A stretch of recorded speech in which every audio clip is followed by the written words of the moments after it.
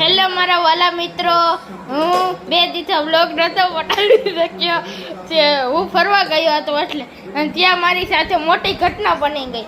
ત્યાં અમારી ગાડીનું પેટ્રોલ પૂરું થઈ ગયું. મોટી ગાડી લઈને ગયા હતા થાર, ત્યાં પેટ્રોલ ખલાસ થઈ ગયું. અમે પછી થારને ધક્કો માર્યો અને સુરત સુધી લાવ્યા. કમસે કમ અમે 20 કિલોમીટર ધક્કો માર્યો અને અત્યારે અમે શાંતિથી ઘરે આવ્યા છીએ. અને અત્યારે અમે ખાવામાં શું બનાવ્યું તમને દેખા. મિત્રો જોઈ શકો છો તમે આ પનીરનું શાક. મિત્રો તેની સાથે આપણે નાન ને લચ્છા પરાઠા બનાવ્યા છે.